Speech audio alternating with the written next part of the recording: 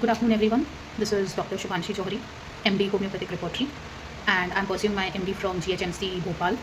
So, last lecture में we have discussed about silicia. तो silicia क्या था? Silicia was the main component of glass. Glass कैसा nature का होता है? Glass होता है which cannot be bend. वो टूट जाएगा, it can break but it cannot bend. Which can break but cannot bend.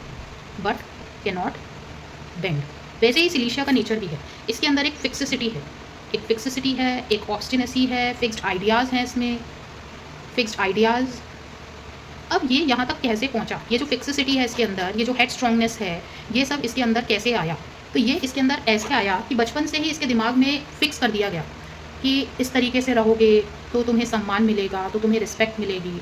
अब कहने की बात है कि वो इसके ही अंदर क्यों डेवलप हुआ? तो जैसा कि हम जानते हैं कि पर्सनालिटी जो है वो खुद की इंटरनल क्वालिटीज़ होती है और कुछ एनवायरनमेंट होता है. तो वैसे ही सिलिशिया, अब सिलिशिया बनता कैसे?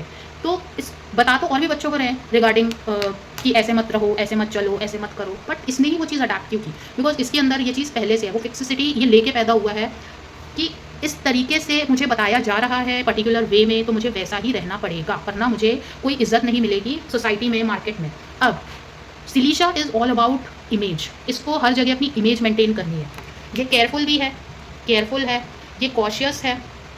अब ये केयरफुल और कॉशियस का मतलब क्या होता है? केयरफुल और कॉशियस का मतलब होता है एक awareness to a particular behaviour या किसी एक पर्टिकुलर इंसिडेंट के प्रति आप सतर्क हैं, आप अपने आप में अवेयर हैं. तो वैसा ही ये सिलिशिया भी है. अब ये इसका केयरफुलनेस और कॉशियसनेस कहाँ से आ रहा है? मान लो इसको किसी तरीके का कोई सरप्राइज़ मिलने वाला है या किसी तरीके का इसको मतलब कोई टास्क मिलने वाला है, तो ये थोड़ा सा अपने आप को पीछे खींचेगा, ये अपने पैर पीछे हटाएगा, ये जानेगा, पहले समझेगा कि इसमें प्रैक्टिकलिटी क्या है, what is the practical approach in it. फिर उसके बाद ये अपने कदम आगे बढ़ाएगा.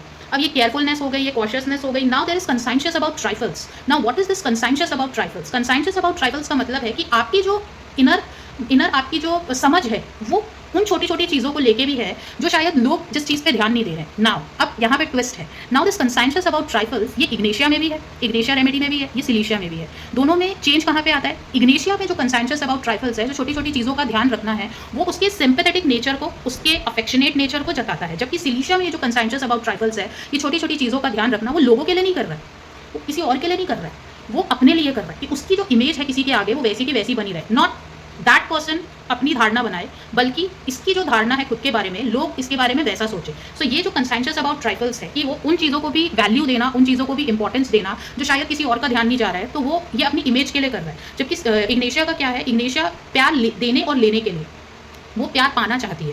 सिलिशिया क्या करना चाहता है? ये अपना इमेज बना के रखना चाहता है, ये बना के ये रखना चाहता है कि देखो यार ये तो मतलब छोटी छोटी चीज़ों पे भी इतना ध्यान देता है, you know he is such a good person. वो ज़रूरी नहीं है कि लोग उसके बारे में गुड बोले. इसका इमेज बाउंडनेस ये ऐसा नहीं है कि लोग इसके बारे में अच्छा ही बोले. इसको ऐसा है कि लोग अगर इसके बारे में कुछ सोच रहे हैं ना, कुछ बोल रहे हैं, तो वो ये जैसा सोचता है अपने बारे में वैसा बोले.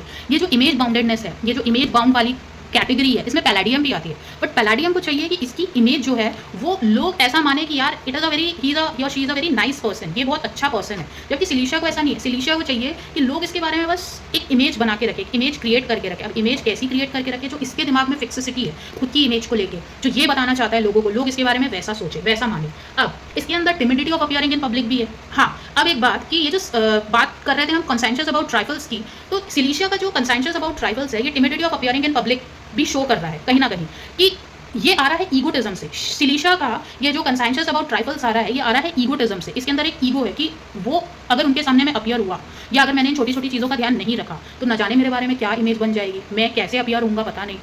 और यही इसका ये चीज़ आती है about irresolution, appearing in stage, timidity, appearing in public.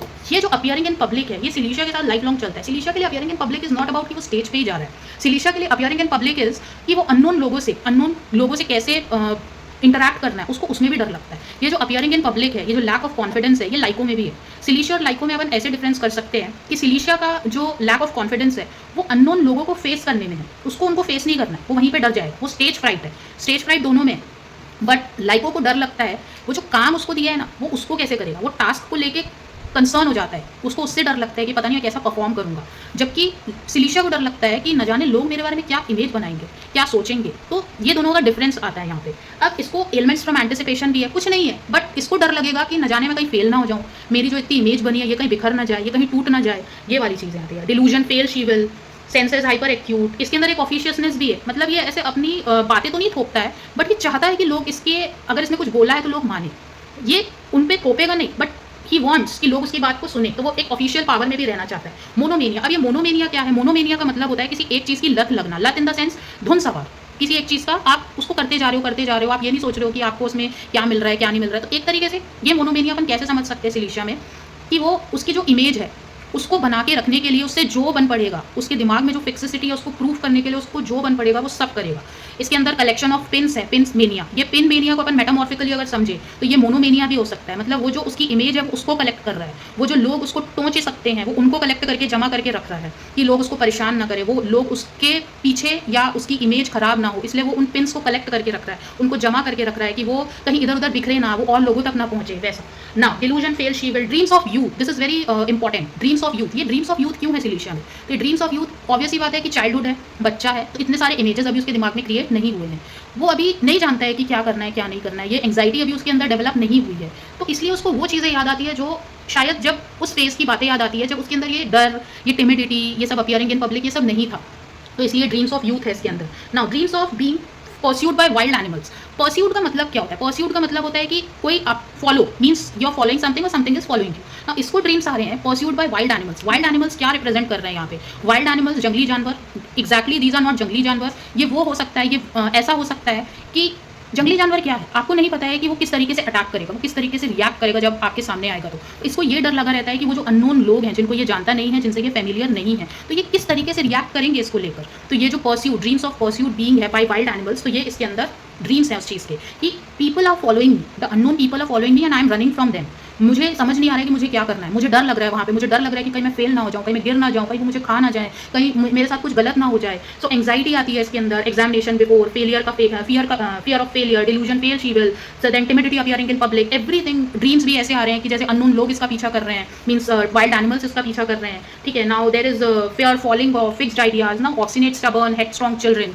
ये ऐसा क्यों बोला है कि ऑब्स्टिनेसी, हेडस्ट्रॉन्ग और चिल्ड्रन? बचपन से ही उनको ऐसा ग्रूम किया जा रहा है that you have to behave in a certain way, you have to be an achiever. आपको एक अचीवमेंट जब आपके पास होगी तब आपको लोग समझ पाएंगे, तब आपकी इज्जत होगी मार्केट में, तब आपको लोग पूछेंगे। Now society will recognise you by when you will get achievement. तो इसके अंदर वो हेडस्ट्रॉन्गनेस पहले से ही है, वो हेडस्ट्रॉन्ग ये पहले से ही हो जाता है, बचपन से ही हो जाता है। नाउ ये ऑब्स्टिनेसी क्या है?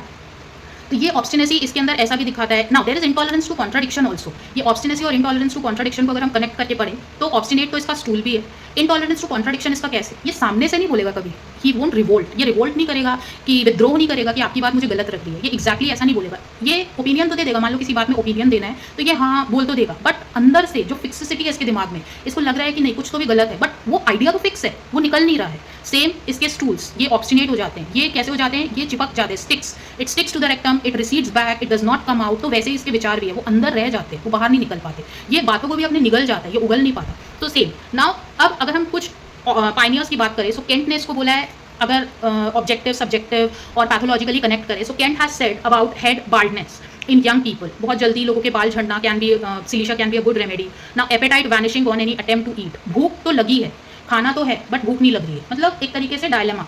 Now respiration asthmatic, respiration means asthma के लिए it can be a very good remedy, silicea can be a very good remedy for asthma. Now Phatak repertory says about coccyx injury, you can prescribe silicea for coccyx injury. Now nails white spotted, fidgety. Now Boric has said totally different thing about Cilicia, where every pioneer has talked about Cilicia's fearfulness, Cilicia's timidity. Boric has told about defiant nature and fearlessness. Means ये एक तरीके से बिल्कुल निडर हो जाता है, ये एक तरीके से बिल्कुल जैसा ऐसा हो जाता है कि इसको आप कितना ही बोलो वो नहीं करेगा, वो चाहेगा तो ही करेगा, अगर उसको नहीं करना है तो वो नहीं करेगा, वो मुंह पे मना करेगा that I won't do it. So defiant nature भी सिलीशिया में मिल सकता है। सो ये हेडस्ट्रॉन्ग जो इसका नेचर है ना, वो आगे जाके डिफाइंट नेचर में भी तब्दील हो सकता है। सो सिलीशिया को रूब्रिक्स के माध्यम से समझने का हमने थोड़ा सा प्रयास किया यहाँ पे। I hope we will learn about more things in further videos. So thank you for watching.